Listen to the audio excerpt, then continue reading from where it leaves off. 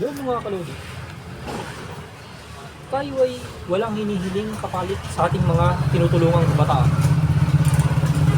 Ginagawa ko to para sila'y sumaya. Hindi para makitang malungkot.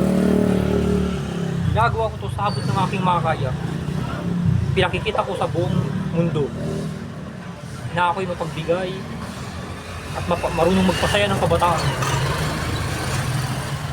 Lagi-lagi kong ginagawa ito. Tuwing sumasapit ang Lunes at Martes ng umaga, ang vlog ko ito. Ginagawa ko tong vlog na to pampaunlad ng aking buhay, pampaangat sa aking sarili. Dahil nakakatuwa na tong ginagawa ko. Wala na, hindi man nakakasar tong ginagawa ko. Nakakatuwa ito, talagang ginagawa ko sa abot ng aking makakaya sa aking buhay. Lubos akong nagpapasaya mga kalodi. Walang sawang magpasaya at walang sawang tumulong kahit kanino. Basta importante, wala kang ginawang masama sa kanila. Pinasasaya mo lang talaga sila mga kalodi. Talagang kailangan mong gawin, mapasaya ang mga bata. Yun lang po mga kalodi. Ang sinabi ko lang, pasayahin talaga mga bata. Ayoko naman talagang maging salbahe. Gusto ko maging mabait at mabuti sa aking kapwa. Ginagawa ko ito sa aking makakaya sa aking buhay. Bukod ako'y nagpapasaya, kapaligaya ng mga bata.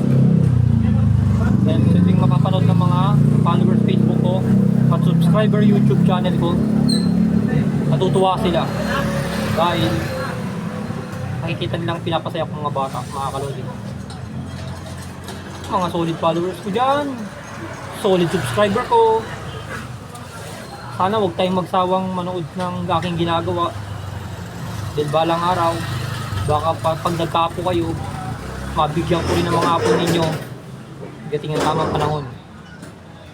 Kung may anak pa kayo maliit, sige, bibigyan ko para sila sumaya din. Mga kalodi, ako'y walang sawang magpasaya ng kahit na sinong bata. Mga kalodi, andaman akong lumantad ipakita sa social media ito. Love mga kalodi, bye bye.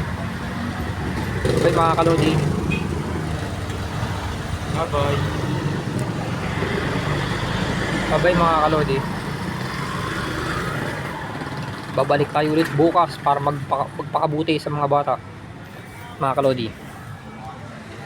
Bye bye. Bye mga kalodi.